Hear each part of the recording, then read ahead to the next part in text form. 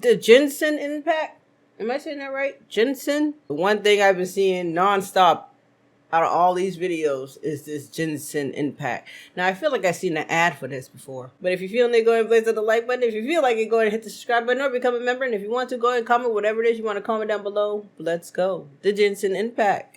Is a game which has sucked away my soul and killed my dog. I first began playing Genshin Impact because of all the cute women, then experienced apotheosis and a philosophical enlightenment through the death of my own ego. I love Genshin Impact, but this game will have an impact on your social life, and even after you stop playing, you will not recover. To this day, it has left an impact on your social life, and even after you stop playing, you will not recover. To this day, it has left me in a perpetual state of sophisticated malding, and I recommend it for all the wrong reasons. In this game, you play as John Impact, an extra-dimensional being whose brother was eaten by Mega Blocks and is forced to navigate Avatar: The Last Airbender for weeaboos, powered by its simple chemistry system in which characters electrocute. Wait, am I going to see a lot of zooming in on areas? You know, there's a lot of them. It's bouncing around here. I mean, a lot. Are they of age? In which characters electrocute, burn, and throw rocks at each other. One of those is much less cool, but it, like Australopithecus, was my primary source of damage. Now trapped in the land of gotcha hell, our protagonist must find a way to save our siblings by fighting geometry, the indigenous inhabitants of Twitter, space midgets, and the ice KGB. As well, we are here to explore, solve puzzles, play prop hunt, cook, get arrested for looking at Zhongling too much, get sent.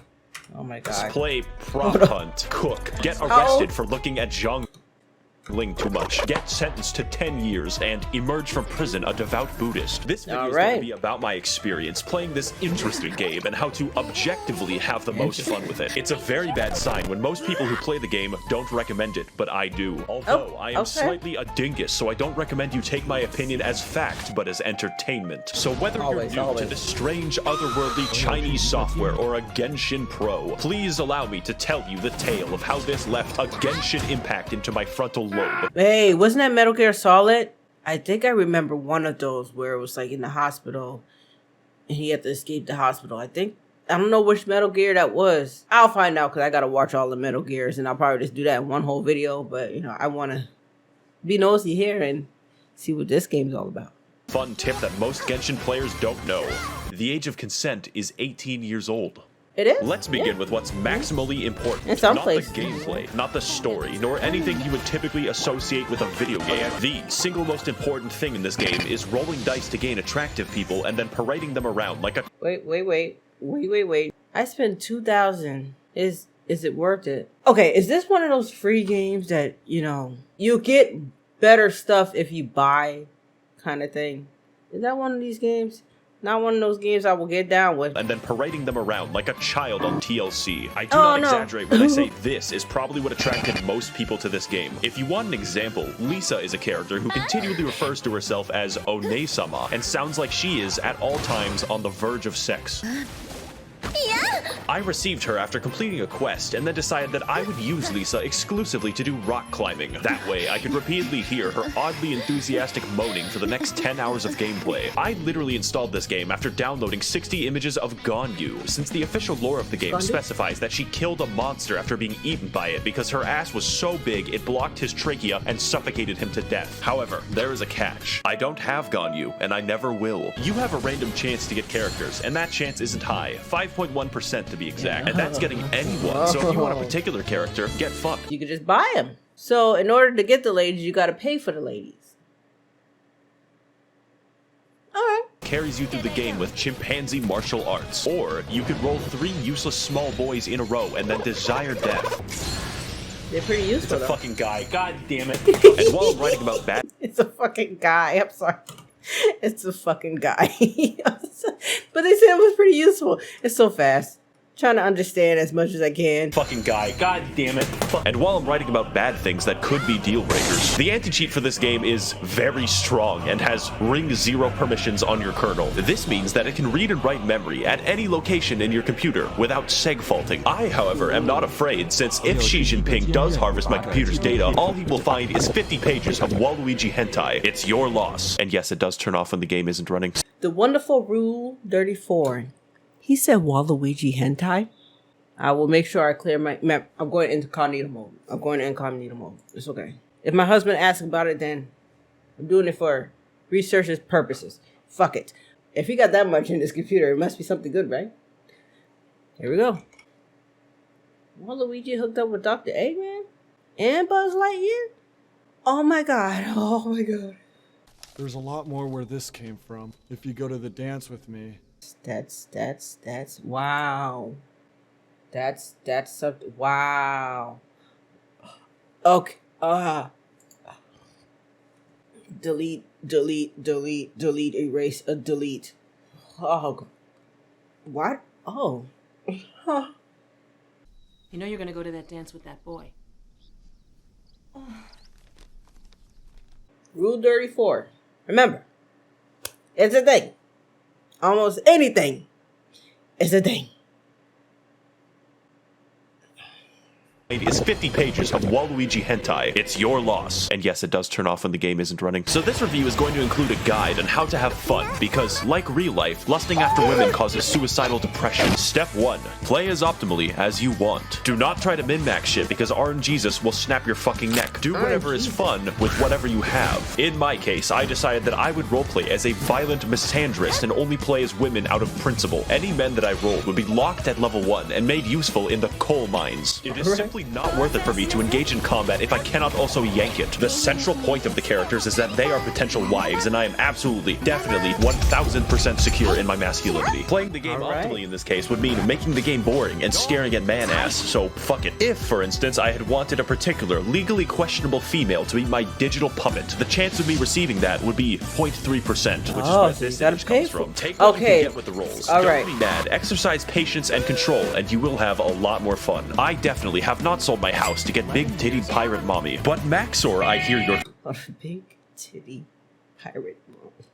Fun. I definitely have not sold my house to get big-titted pirate mommy. But Max0r, I hear your thoughts. Why are you displaying a single image of a regular crab on my screen? And also, what is the world of Genshin Impact and why are we here? That is a great question, James. Because before we get into the exploration and the combat, we must first understand the context with which I run my beauty pageant. And like every game made by Asian people on my channel, the lore is some Hyperborean bullshit. So let's say rule number 2 of enjoying the game is not caring about this, just like 90% of the player base.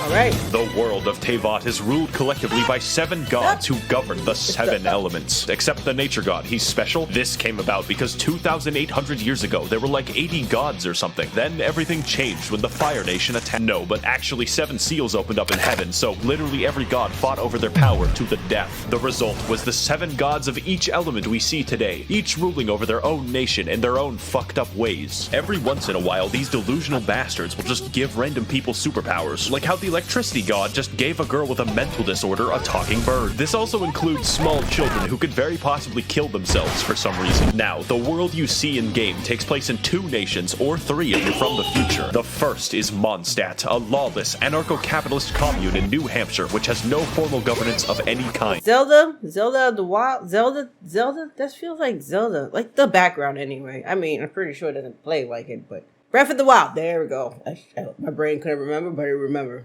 Justice, including a hot Batman. As a result, an entire territory of their nation is completely overrun with wolves. No one has the systemic authority to stop people from exercising their rights and liberties to feed the wolves' babies. Oh, also, there's the fucking dragon problem. Did I not mention the murderous dragon? Next, we have the nation of Liyue, an extremely rich and powerful country to the east. They have recently come into conflict with Mondstadt due to the Luhua Pool massacre of 69, as well as an aggressive foreign policy involving a 9-dashed line in the Sea of Clouds, headed by the Tianchuan Ningguang of the Liyue Qixing. Those are all real names. Liyue exhibits an unprecedented level of prosperity and control, living happily under the watchful eye of the rock god, who periodically disguises himself to ensure that the populace is behaving well and upholding their state contracts, just in case. Now China, I know you're new to making video games, yet in my country we have a long history of shooting people. But who lives in Liyue and who lives in Where Is In? The answer is unfortunately unfortunate. Populating this extensive world will be several factions of enemies with subgroups, elemental specializations, and fucking bullshit. The enemy variety of this game paints a picture of a post-apocalyptic nightmare world where raving bands of savages constantly destroy everything, locking humanity in a perpetual state of warfare with armies of bandits and the midget people. One of these groups is the Hilichurls, an intelligent race capable of empathy and complex thoughts, which is why they must be destroyed. These guys make the Gombe chimpanzee war look like a fucking joke, and at no point does anyone in the entire game even give a shred of sympathy for the Hilichurls, except for Elon Musk. They can be big gorilla, small monkey, operate complex machinery, and have their own language. This makes it more fun to slaughter entire villages of them and steal their possessions with no consequences. In fact, you're encouraged to do it. Overall, I would rate them a genocide out of 10. Next are the country-sized hordes of organized bandits called the Treasure Hoarders, who are just regular guys forced to fight you with shovels and Molotov cocktails. Are you sure we're the good guys? It's fortunate that, because they committed a crime, their lives are now forfeit.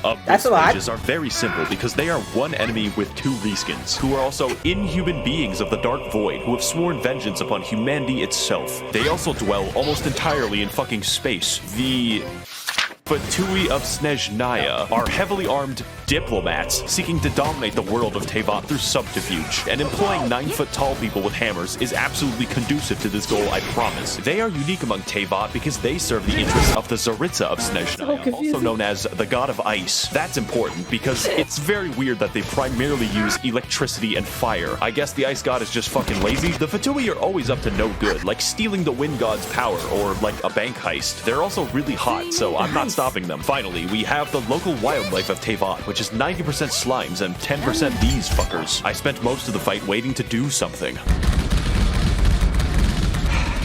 Computer deactivate iguana. That's really what the combat is all about. Sometimes it's like, holy fuck, that is a whale. And other times it's like, I think that bush just fucking... Really, no matter what happens, you're in for an experience. Let's find out if that's bad or worse. Are people playing this for the plot though? Shit Getting Intact is a game about flow, where to maximize their power, the player dynamically switches between their DPS character and everyone else. Rule number 3 of Genshin Impact. Pick one. Your typical team... Not rule 34? Did he just pull a 34 on me? Hold on. 3, 4. Rule number 4, 3. Character and everyone else. Rule number 3 of Genshin Impact. Oh, okay. Maybe it's just because I'm thinking of rule 34 too much. The team is comprised of your DPS baby, your heal support, your burst support, and moral support. Think of it like a train. You only need one engine and enough weight to kill Terry Davis. Now, like everything, characters have elemental alignments, which, depending on the enemy, can ruin the game. My wife Barbara could heal me, but in the process, must make everyone wet, which makes us a proverbial bathtub, which enemies will then catapult toasters into for massive damage. It's a fucking blast. You feel like a chemistry professor gone rogue, using the elements to his advantage, and blowing himself up in the process. Unless your DPS uses rocks, in which case, you know, just watch, I guess. Everything is elements, and everyone has an elemental skill and alignment. Unless you're the nature god who has no characters. Some are bad, and others are very bad. But many are completely game-changing, like how Beto's elemental skill adds a parry mechanic to the game, or how Ningguang invalidates all ranged enemies. The combat is definitely its strength, and is an experiment in how bad you can craft your psychotic dog water alchemy, and hopefully create a moving ball of destruction strong enough to kill God. To extend this concept, every character uses one of 5 unique weapon classes, such as Mongolian, Controller Erosion, the Waiting Game, Egg Catapults, and the Speed Demon. So be careful with who you choose and what weapons that— oh wait, no, it's random, get fucked. Now, this would be excellent gameplay if it didn't sometimes amount to throwing 2 sponges at each other. Enemies scale to your level, and generally health is not hard to come by. So depending on your investment, some enemies could take minutes to kill. This all amounts to making a classic video game build, the tank, entirely useless. You don't need a tank because you will be switching to your DPS anyways, who is a tank against your will. Health is literally always a shackle and a curse. That is, of course, unless you're playing Barbara, whose healing scales only off of health, making her tankier than Tien. Let's go over an example party to give you some idea of the insanity that we're working with. It is optimal in most of my combat scenarios to cause forest fires by throwing a spicy bear. Why? It's obvious. My DPS Beto can parry anything, which includes the heat of fire. Or how about Ningguang, who spawns a wall inside of enemies like it's Gary's mod. We just do it to piss them off. Did I also mention you can invite your insane Discord stalker to play co-op with you? The combat is fully functional. Hello, Max. I made a mistake. And this isn't even going into the complicated system by which you customize artifacts, upgrade your weapon, and level your character's talents, because that's boring. It can be made especially boring when you have to pick 30 mushrooms to do it, but you know, here we are. That leads me to my next point. You're gonna have to explore for those mushrooms. And that sounds bad, but it's actually the best part. Get ready for some cross-country gaming, because we literally have a lot of ground to cover. So rule number 4 of Genshin Impact is that if you see something, just go. Just go? Oh. You've probably noticed at some point that this game looks identical to Breath of the Wild, right? Hey! Why? This is an objectively correct assessment. It's just that the game doesn't give a shit, and neither should we. Breath of the Wild was so Fair good enough. that I wanted Breath of the Wild with more anime pussy, because god damn it, why did Nintendo make Zelda look like that? The amount of bandits and foreign soldiers in this game suddenly makes sense when you realize it has the geography of fucking Afghanistan. It's quite the vertical place, but you're given the tools to navigate it, like your feet or What did your I just stand. say? It's quite the vertical place, but you're given the tools to navigate. 10 hours of Lisa climbing a wall. That's on YouTube. Bruh. You know I am. You know I am. There's a Moan tier list. 10 hours of that shit. Alright. Tools to navigate it, like your feet or your sweat. And there is quite a bit to see. So, for an example, when I first installed the game, I didn't know that Liyue was in it. That's over half of the map. I was doing a quest that required a wild radish, so I naturally went hiking to find it and accidentally discovered the entirety of Ming Dynasty China, at which point I was wrongfully assaulted after being mistaken for opium. This is one of those games where you start finding chests in the wild and within 30 minutes are flying to a strange island with a man named Jeffrey. It's actually not that different to Skyrim, but this game makes Skyrim look like it's in Kansas. There is always something to do and always something to find. You would think that it would get stale, but they just keep finding ways to turn on my neurons. There is a puzzle. I just wanted the chest. Which spans an entire region of the game where you have to climb 3 mountains. You can spend an afternoon doing that and it's viable. There is no direction that you can go that will not help you in some tangible way, and that's what's important about exploration. It's not just pretty, it's optimal. You see the shit right here. This activates my fucking almonds. Almonds? Activate the almonds. That don't mean nothing more than just some almonds, right? Because almonds are nuts. Don't stay on it too long. But seriously, if you aren't yet considering the game, just have fun exploring it, stop and smell the flowers, and accidentally find China over a vegetable. I found it eventually. It took 3 hours. Now, if the review had ended here, this would be a definite recommend because the game is free. It costs $0. It cannot yank your bank. Not that I would know. But I must warn you that there are some serious drawbacks besides the fucking Chinese surveillance state that you have to install. So it's time to give you the final tools and rules that you need to enjoy this. I'm gonna have to buy. The pain. Good morning. Is this it right here? Holy shit. I knew I've been seeing this damn ad. It's like very relaxing though, besides the fighting, but that's a pretty nice looking game. He's just floating around, but he's not fighting anybody. I'm actually watching a Genshin ad right now. Oh. Genshin Impact. Okay. Alright, just got the ad just now. Alright. Play for free. Not really. Regula numeris quinque of Genshin Impact is just, please God, use the resin every day. So to explain that, you have to understand that this game works by mostly giving you what you want when you seek it out. Unless it's crit damage. So you don't end up mindlessly slogging for 10 hours a day for a single goddamn Warframe chassis. But there is a catch. When it comes to grinding, there is a clever way to make sure that you can't trivialize the entire game, which is that the game just stops you. You expend resin when you kill a boss, want money, want XP, want artifacts, want to live, want to see my daughter again, pretty much anything. And if you have no resin, well, better wait. God will collect his existence tax and you will fucking pay. Even if you live in Mondstadt, the IRS is an eternal fixture of the universe. And although it's nice to have fair guarantees for artifacts, it has the unique side effect of stopping the game from being played. You get 160 a day, and for reference, you spend 40 for boss loot, so good luck. And if you thought that was bad, get ready for Rule 6, which is, yeah, you gotta do the daily quests. We Genshin players are always hard at work on the daily dopamine farms, putting in that grind so that we can have a 4-star object every 20 days. It really makes a man wonder why we bothered with making murder illegal in the first place. Thank you, Kane. This game can give you a lot if you decide to commit yourself to it. But if you don't, you will be scraping for crack crystals in a back alley, maybe make a YouTube video. That alone is probably enough to discourage most people. I thought I was going to be one of those people until I realized that I liked the game. Stockholm Syndrome is actually cool. And for our final rule, you don't want to play with English voices. Set it to literally any other language except English. Now, the voice work isn't horrendous, but it doesn't sound like the dialogue was actually written for English, and the translation is fucking hilarious. The wolves frighten him so badly that he's paralyzed with fear. We've looked everywhere and haven't seen any of the wolves. So do what I do and play in Japanese, then switch the game to Chinese whenever you're in Liyue for maximal immersion. Dear Mr. Xi, please send missiles to liberate my country from the yoke of capitalism. Now that you're armed with what you need, should you play the game? Only if you have self-control. It's not worth it to spend money on the game. I'm serious, and that's why you should give me your money so I can spend it responsibly. Remember, the game is free, and so is the porn. I would like to thank the That's true. It is free. You can always find it. You don't have to pay for it unless you want to. You know, unless you want to support, like you can support Max here. You can support Max and support the nice workers that give you what you want. My videos are a danger to society. Anyway, I get it. I understand it. Yeah, no, not for me, but for those who enjoy it and enjoy what you like. You know, do your thing, boo. Do you? No judgment here. Enjoy it. But there we go, Blaze Squad. I hope you guys enjoyed it. If you did, make sure you blaze that like button. If you made it all the way to the end of this video, go ahead and comment. You know you're gonna go to that dance with that boy. And I will see you guys in the next one.